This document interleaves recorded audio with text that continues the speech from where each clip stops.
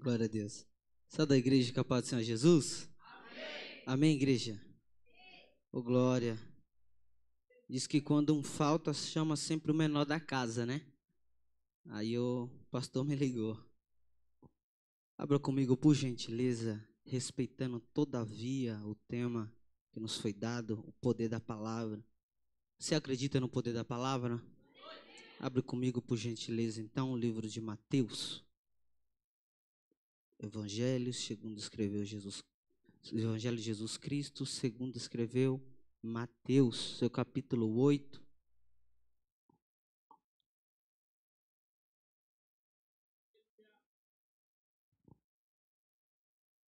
Sou grato a Deus por essa casa, o carinho, os pastores, principalmente o meu evangelista Maurício.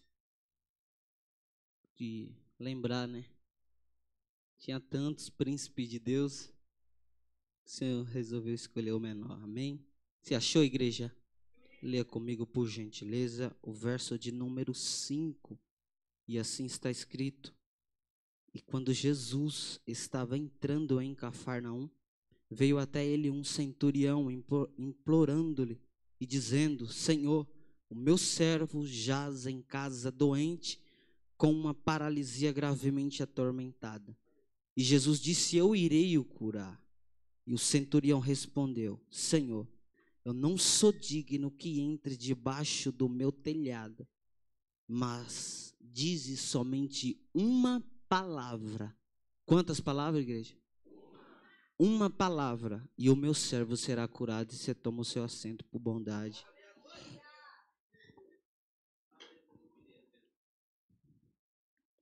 Hoje estou sendo desafiado a pregar de um modo tomado 100% do Espírito Santo, mas isso é bom, porque quando nós escrevemos, nós temos tempo, nós fazemos esboço, não que seja errado, é bom estudar, se dedicar, preparar, se empenhar, mas quando nós pregamos fora do nosso controle, principalmente sem esboço, isso está dizendo que eu poderia ter preparado palavras melhores, poderia ter preparado um texto melhor, mas o que eu disse aqui será totalmente 100% do Espírito Santo de Deus para a tua vida. Você me ajuda a pregar, igreja? Me ajuda mesmo? Vou precisar da tua ajuda. Quando nós falamos acerca do poder da palavra, a primeira coisa que nós devemos entender é que essa palavra ela não simplesmente é proferida simplesmente de uma palavra dita da boca de Jesus, não. Ou simplesmente de palavras conversadas. Por mais que faça parte, eu não posso designar e dizer que é 100% isso. Mas quando nós dizemos o poder da palavra, nós temos que vincular, dizer que essa palavra está totalmente agregada à santa palavra do Deus Todo-Poderoso. Não só isso, porque se eu dissesse isso, estaria limitando o poder da palavra do Senhor. Mas quando nós dizemos sobre o poder da palavra, a primeira coisa que nós devemos entender e aprender é que a palavra não é o quê? A palavra é quem? Pastor, entendeu? E por ser a palavra quem, se trata de uma pessoa. Quem é essa pessoa?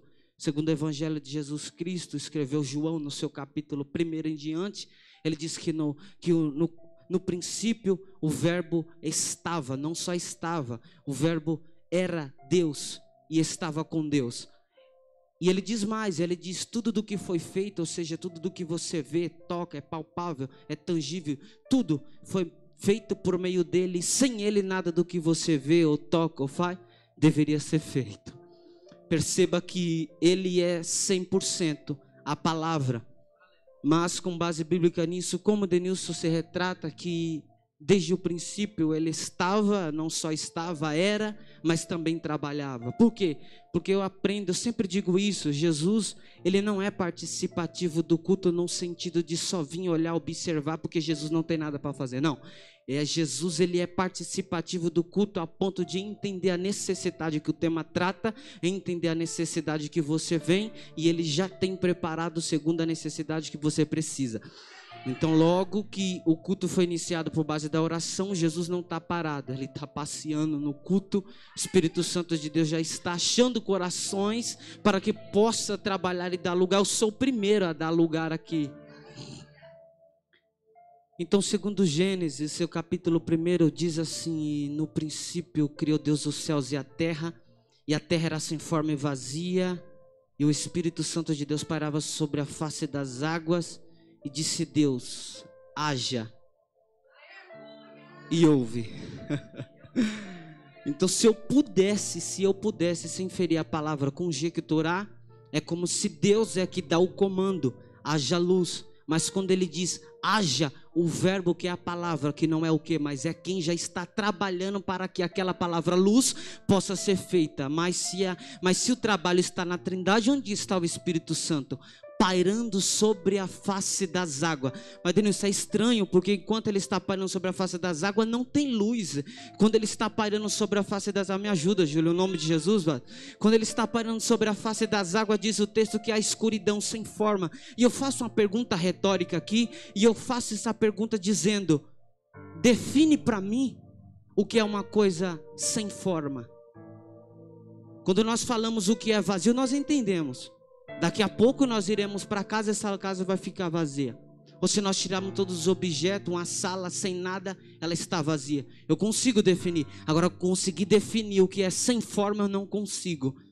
Porque tudo que você toca, ou você tenta imaginar, que eu sei que você está pensando sobre isso, tem uma forma. Vai te lembrar uma aparência, vai te trazer um exemplar. Então tudo tem forma. Mas diz o texto que a terra estava sem forma. Mas o Espírito Santo de Deus ainda pairava sobre a face das águas. Eu faço a primeira aplicação dentro dessa introdução. Qual, Denis?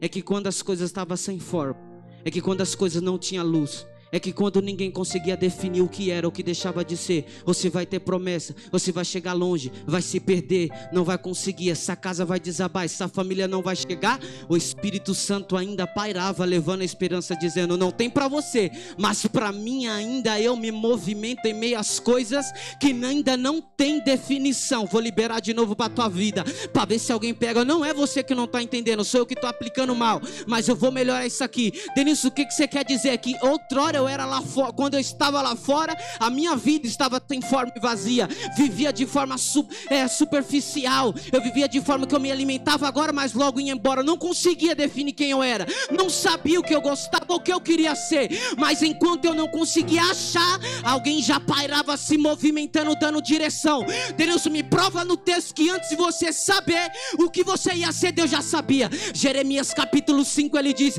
Jeremias, antes de eu te formar no ventre da tua mãe, ninguém precisou dizer se você vai ser doutor, se você vai ser teólogo.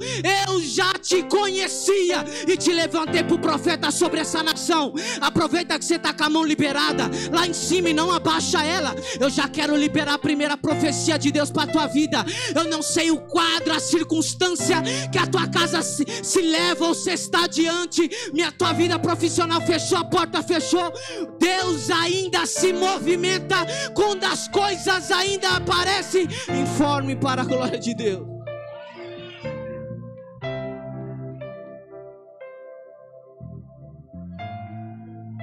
Então, no princípio, quando Deus falava, Jesus trabalhava, mas o Espírito Santo se movimentava. Vou melhorar. Enquanto o menor da casa libera uma palavra, Jesus faz com que essa palavra se torne real, mas o Espírito Santo ainda se movimenta no culto.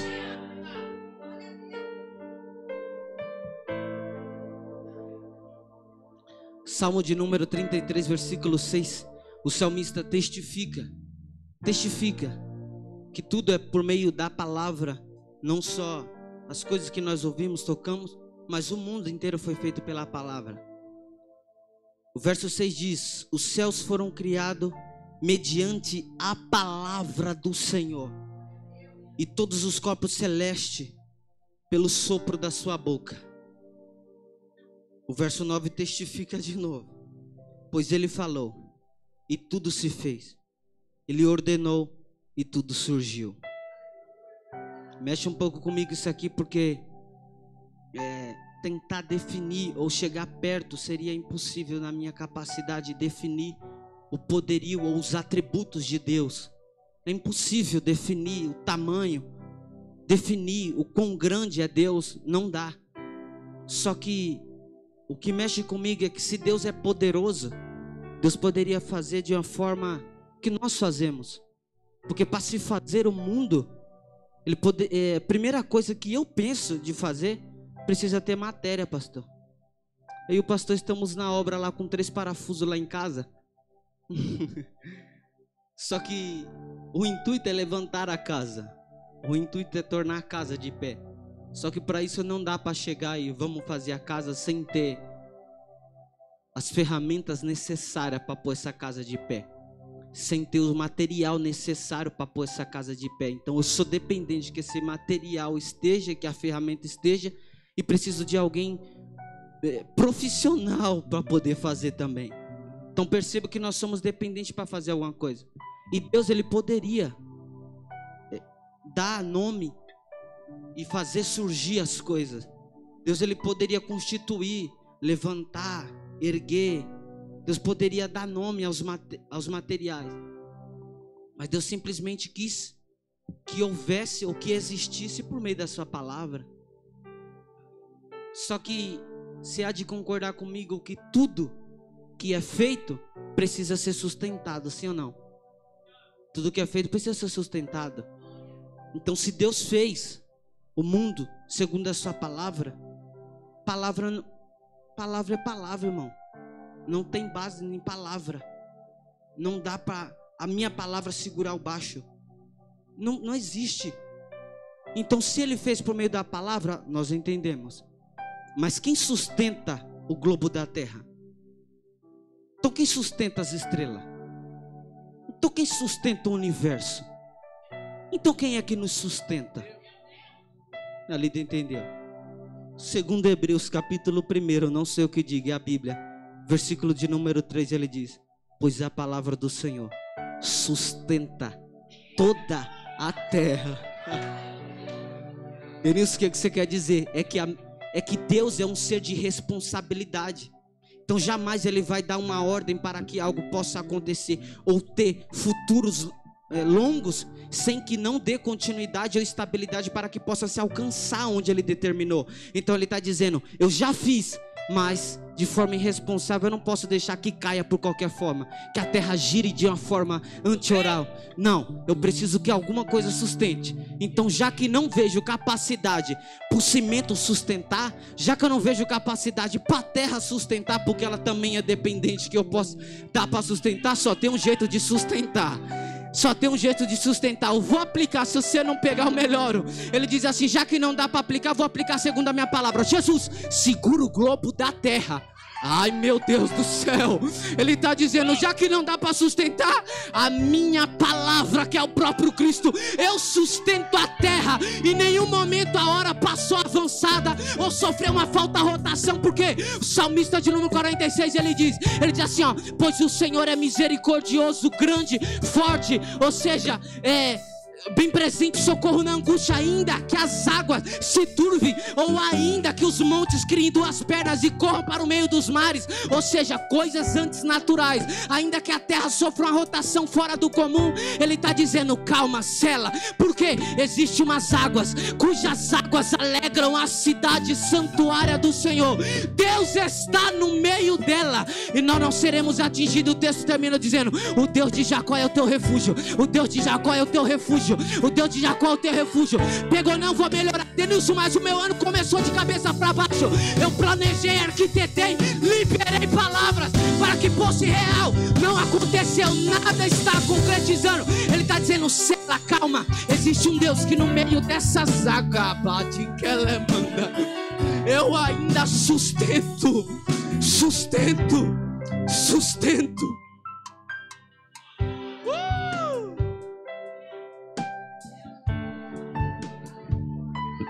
Denilson, quem é ele? Segundo Gênesis, capítulo 3, versículo 15, ele diz assim: da semente da mulher nascerá Quantos? Quantos, igreja?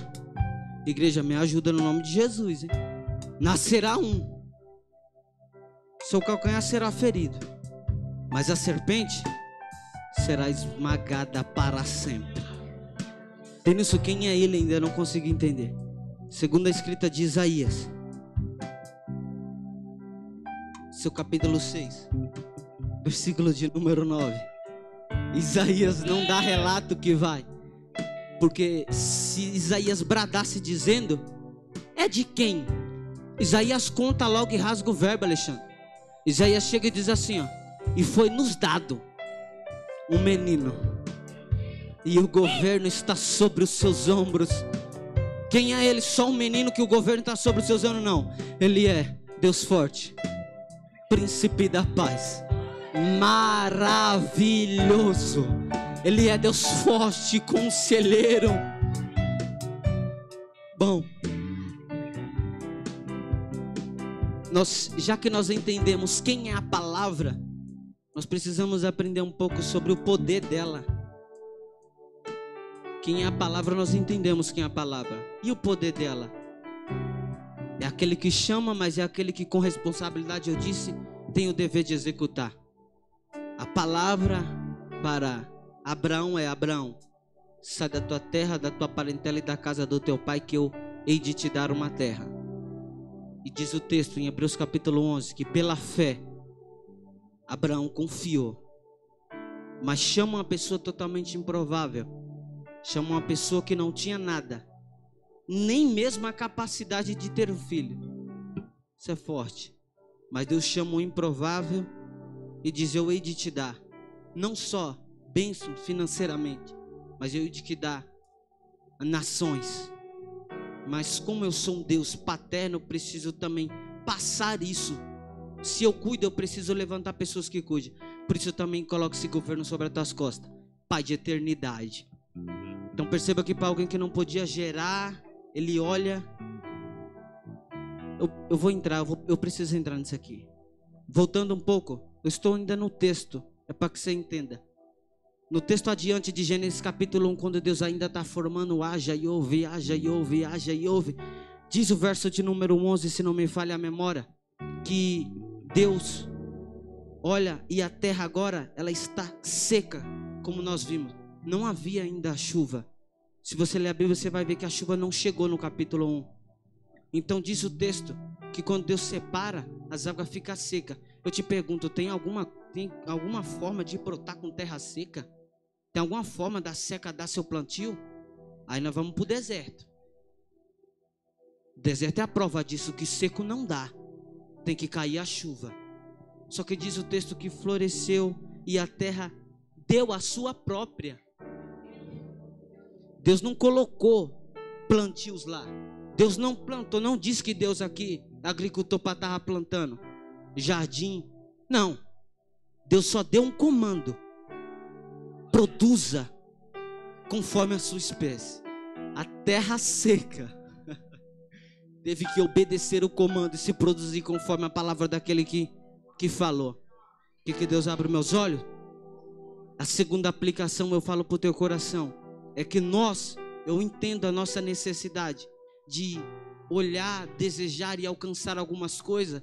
Mas a primeira coisa que quando nós desejamos algo, nós voltamos nesse pensamento, e o pensamento é de uma construção para poder chegar nesse acontecimento. Ou seja, você é dependente que algumas coisas possam acontecer. Você está entendendo? Então se eu for para Barueri, se eu não for de pé, sou dependente que um carro me leve.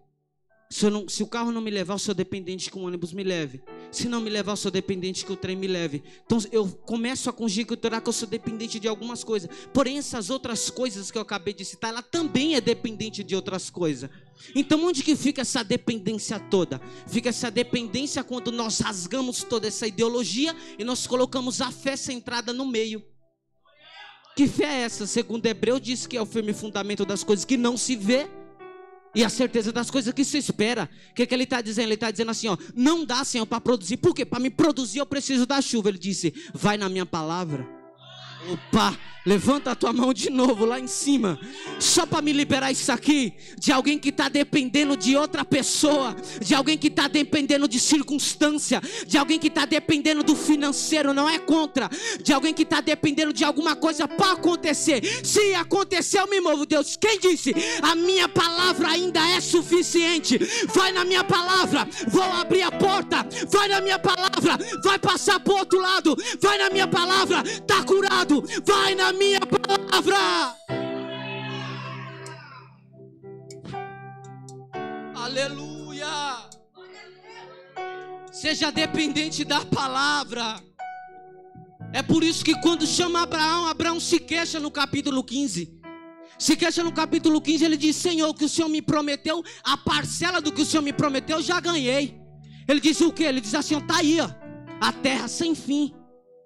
Olha para a esquerda, para o sul, para o norte, para o leste, para o oeste. É meu. O que adianta tudo isso? Já estou à flor da idade, daqui a pouco vou embora. Fica para quem? Para o meu servo Eliezer? Ele disse: ô filho, vou te provar. Você não é dependente de outra pessoa, não ser da minha palavra. Ele está dizendo: mas como eu sou Deus, que te conheço, se eu falar, talvez você não bota tanta fé, porque eu já falei com você em Gênesis capítulo 12.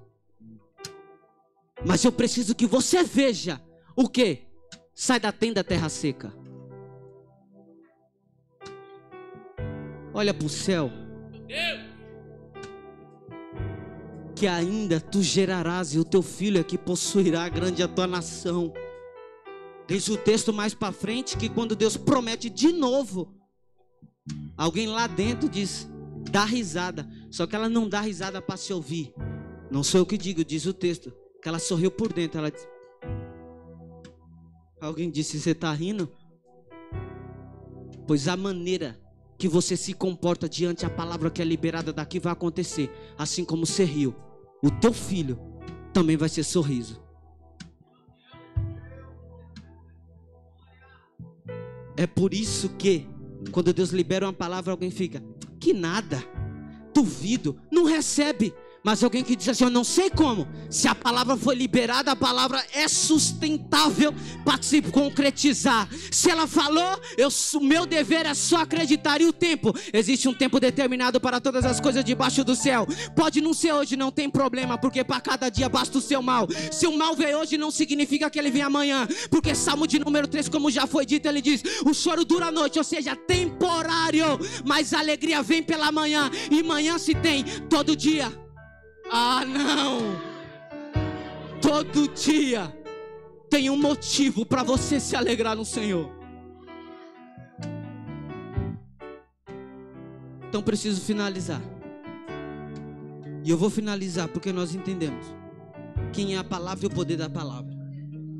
Segundo Abraão, a palavra é aquele que chama para fora quando eu estou preso dentro de casa.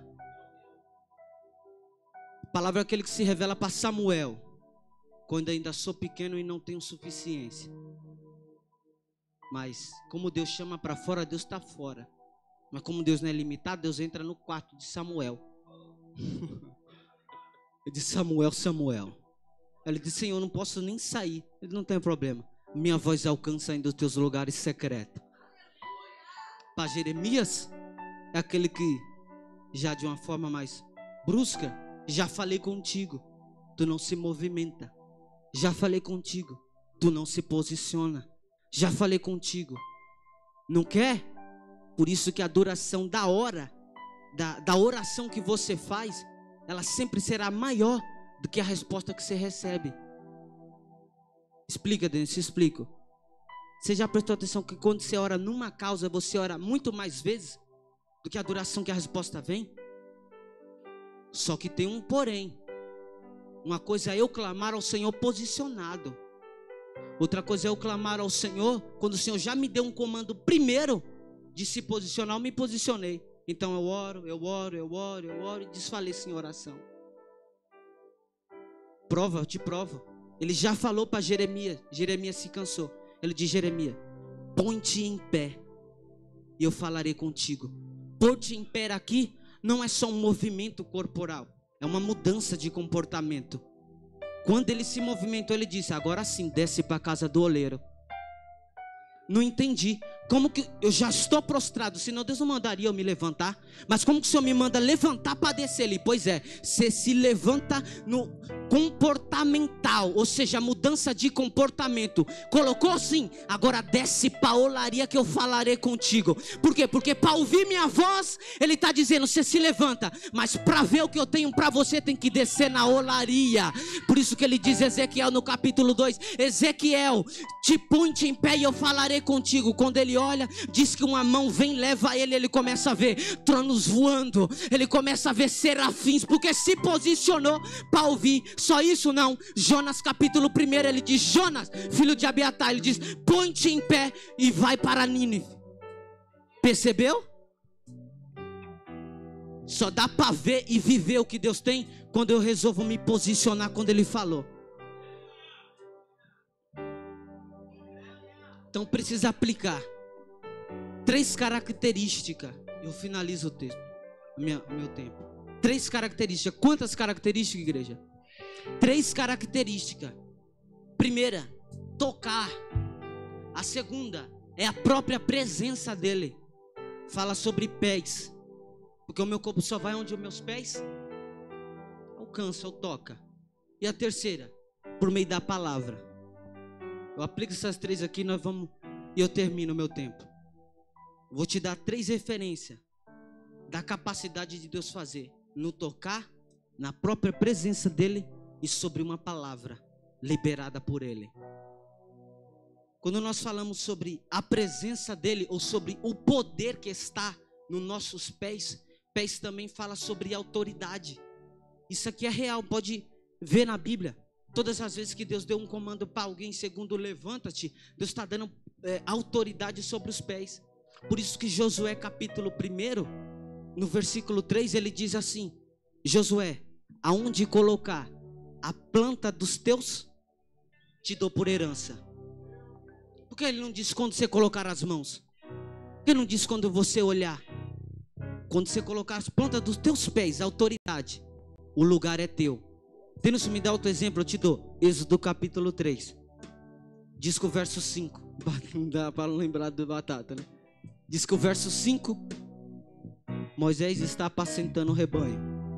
Quando ele está apacentando, ele vê uma sarça ardente. Você conhece o texto?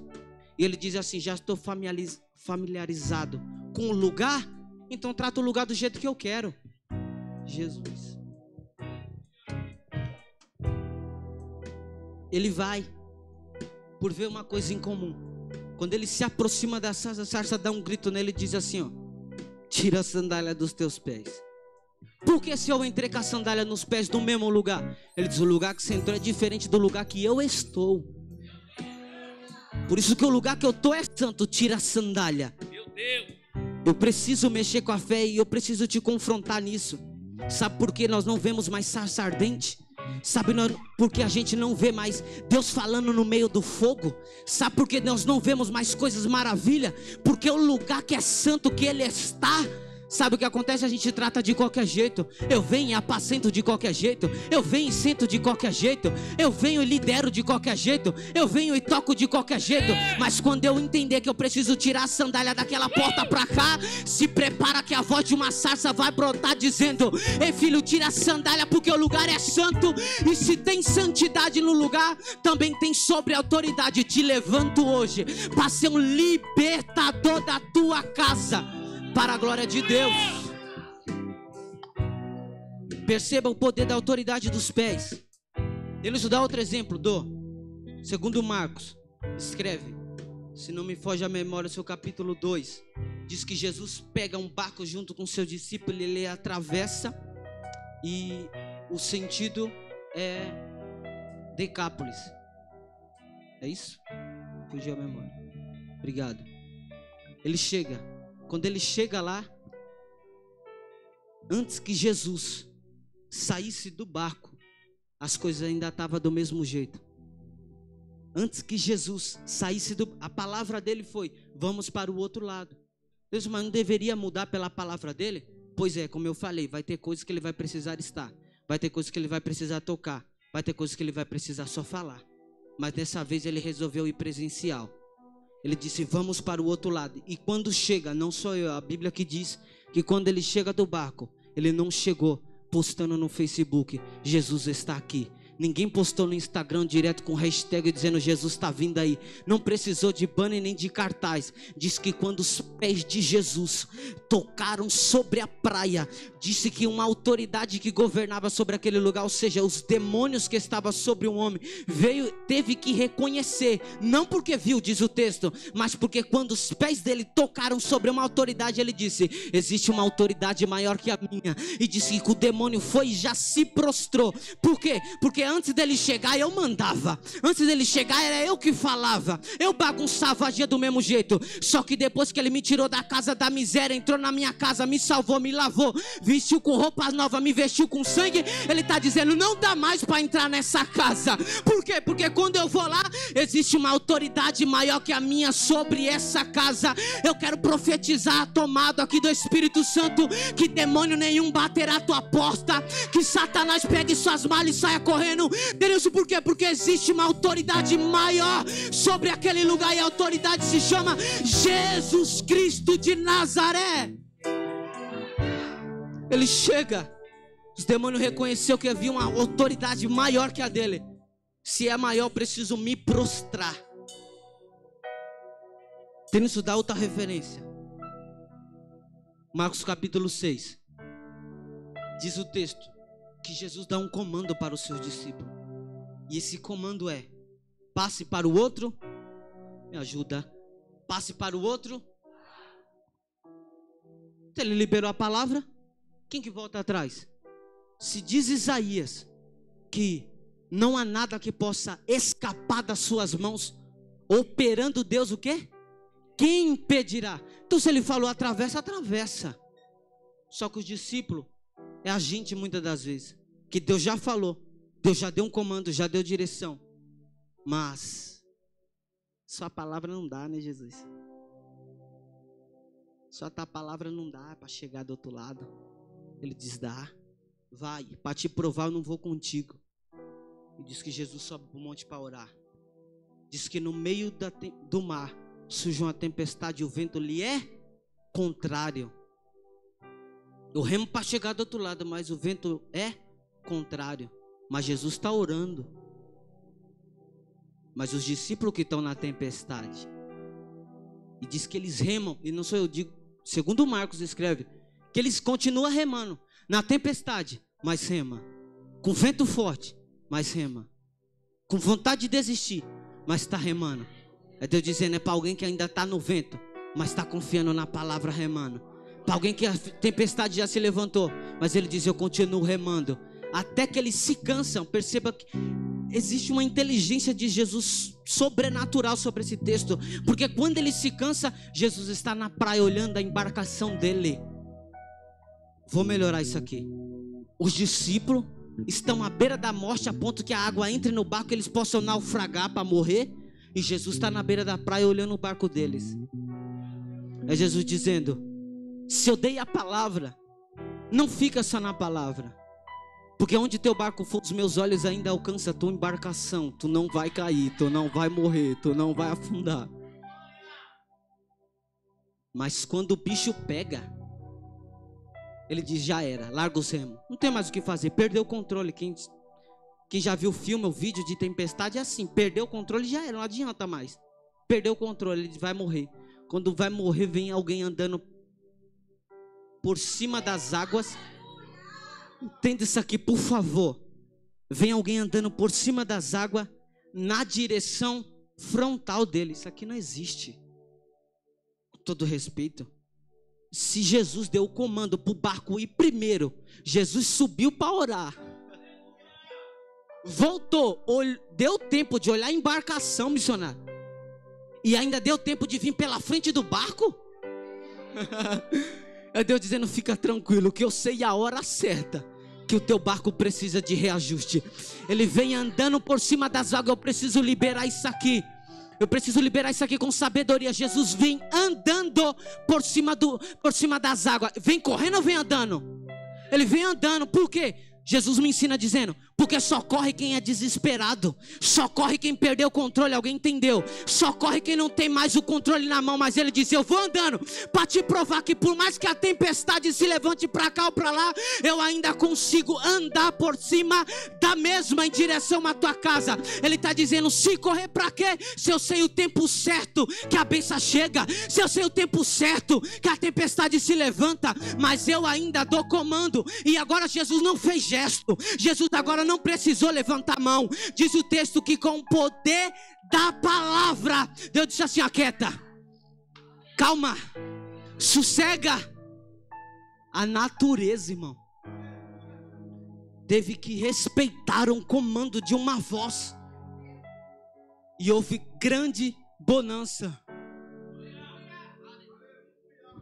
Jesus está dizendo, sabe o quê? Que sempre no começo de uma tempestade é porque o fim é sempre com a grande bonança. Não desiste, não para não, não rema para trás não, não murmura não. Por quê? Porque se a tempestade se levantou é sinal que a bonança já está vindo logo atrás. Mas antes dele vir, ele diz assim: eu preciso te provar que você vai passar, você não vai sozinho, eu entro no teu barco. E quando Jesus pisou os pés no barco, disse que houve grande bonança. Só que o texto de Mateus, pouco diferente da escrita de Marcos, diz que Jesus para e eles olham e dizem: é um fantasma. Ele diz: não, sou eu. Aí Pedro diz: me prova que é tu. Só tem uma condição, Pedro. O quê? Se tu me desafiou, eu não posso ir aí. Não dá para mandar uma foto daqui. Só tem um jeito. Vem. Jesus não preparou palavras, Jesus não fez cenário. Jesus disse assim: ó, vem. Só que o texto não relata que Jesus parou tempestade nem vento para Pedro vir. Ele disse: quer vir? Vem debaixo da tempestade. Quer vir? Vem debaixo do vento forte. Porque se Jesus tinha o poder e a autoridade para acalmar. Ele disse: pois é que você precisa entender que nas tempestades que está se levantando contra a sua vida, você ainda precisa ouvir a minha voz dizendo: vem. E quando ele diz vem, diz que Pedro vai. E quando pisa nas águas, ele anda, sim ou não? Só que eu preciso confrontar a tua fé dizendo que Pedro não andou por cima das águas. Que heresia é essa, Deus? Heresia não, a palavra. Ele andou sobre a palavra que Jesus disse vem.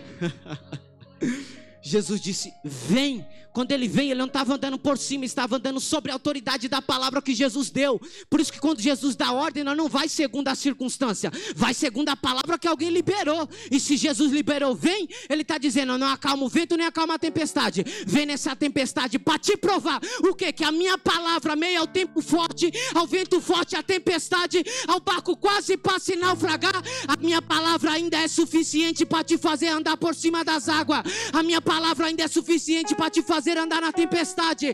A minha palavra ainda é suficiente para te fazer viver coisas maiores do que você viveu.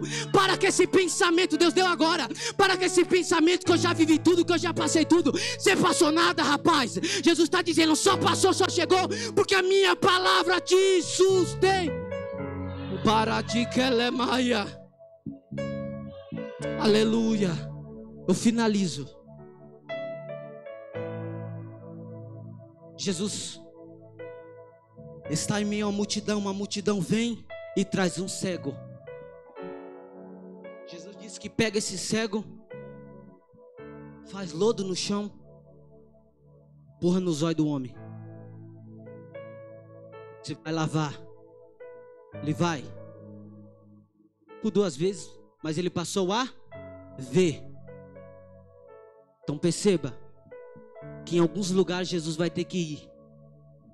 Em outros lugares Jesus vai precisar tocar. Jesus não precisava, mas pela necessidade quis fazer com as suas próprias mãos o lodo e tocar nos olhos do cego.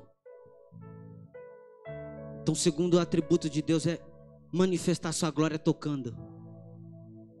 E quando é tocado não tem problema. Que a mulher do fluxo de sangue diz que vem por baixo, mas vem. Não é vista, mas vem pelas costas. Ninguém sabe, mas ela vem e diz: se eu somente tocar, eu ficarei sarada ou curada.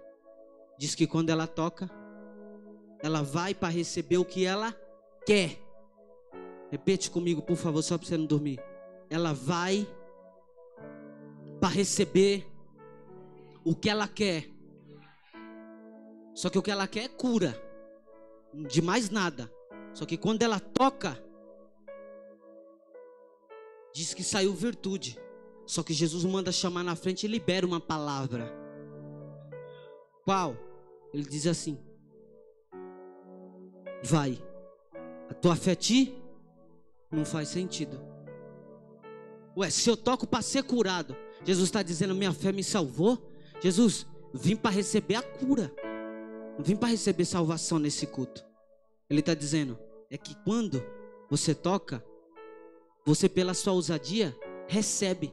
Só que receber é diferente de você ter autoridade ou legalidade para exercer.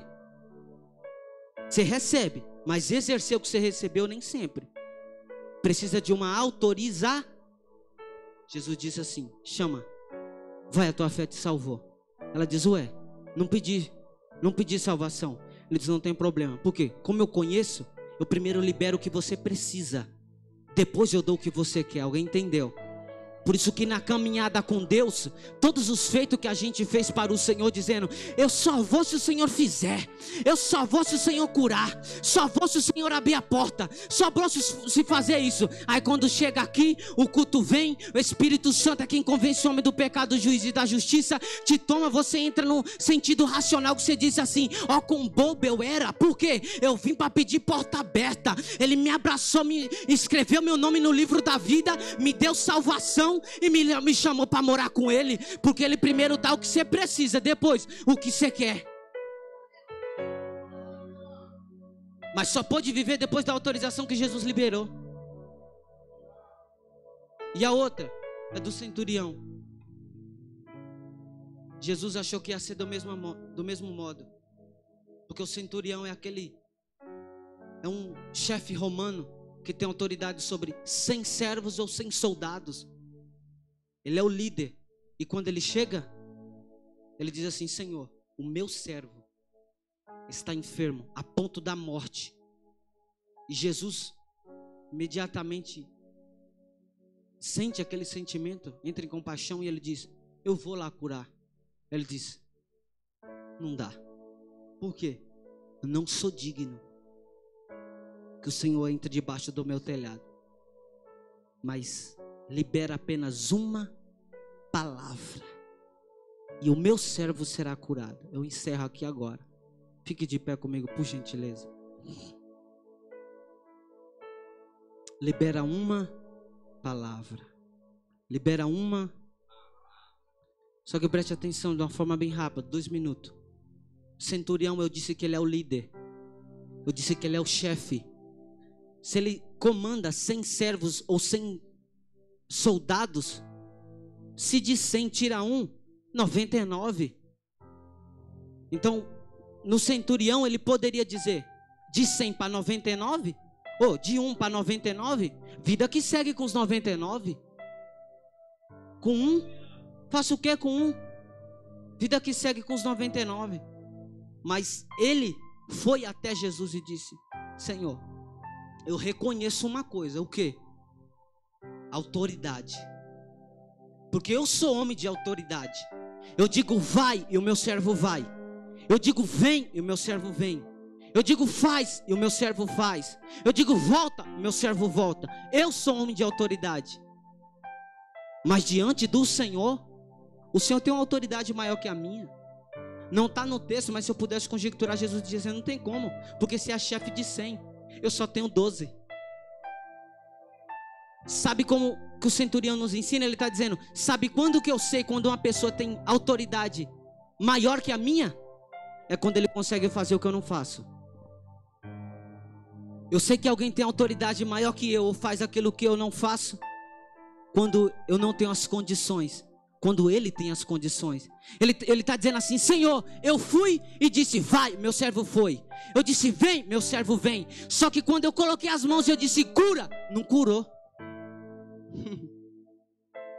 E eu vim até alguém que tem uma autoridade maior que a minha, se prostrou no chão e disse: Senhor, se o Senhor for na minha casa, eu nem digno eu sou, mas se o Senhor liberar uma palavra daqui para lá, é suficiente. Jesus, vai conforme tu creste. E diz que chega o centurião na casa. Quando ele chega, a batata na casa, diz que o servo já estava curado na mesma hora. Quando ele caminhava? Não. Quando ele foi daqui para lá? Não. Mas quando alguém maior que ele liberou uma palavra e disse: vai, como tu creste. Eu termino. Para você que talvez chegou aqui debaixo de uma intercessão de alguém, talvez você busca para você, talvez você busca para outros, mas isso aqui é sobre família. O servo entendeu que o quê? Que ter autoridade não é sobre ter rebanho bom, não é sobre ter rebanho numeroso, é sobre ter rebanho que não se fere, não se mata e não deixa para trás. Eu preciso ir atrás de um servo, porque ele é bom para mim. Eu estou debaixo aqui de uma palavra que Deus me direcionou para alguém que está buscando sobre a família, a mãe, o parente, o amigo. Eu não sei, mas talvez você ora e tudo piora. Você vem e nada faz sentido. Deus está me impulsionando para dizer: não desiste. Não desiste. Porque o centurião poderia pedir para ele, mas ele foi pedir para alguém. Ele foi pedir para um servo. E quando ele chegou, é o que ele nos ensina. Ele está dizendo: pedir para nós é bom, mas às vezes vai ter momentos que nós vamos ter que interceder por quem não pode chegar nessa casa. Eu fui uma pessoa que chegou aqui não pelas minhas forças, mas porque alguém intercedia enquanto eu não chegava nessa casa. Interceda por alguém. Não desista desse alguém, porque uma palavra de Jesus muda o cenário. A palavra de Jesus conhece o endereço da tua casa. A palavra de Jesus sabe onde você mora. A palavra de Jesus sabe aonde você precisa. Ele está dizendo: a minha palavra hoje entra na oração, na intercessão que alguém fez pedindo. Você acredita no poder da palavra? Ministério de louvor.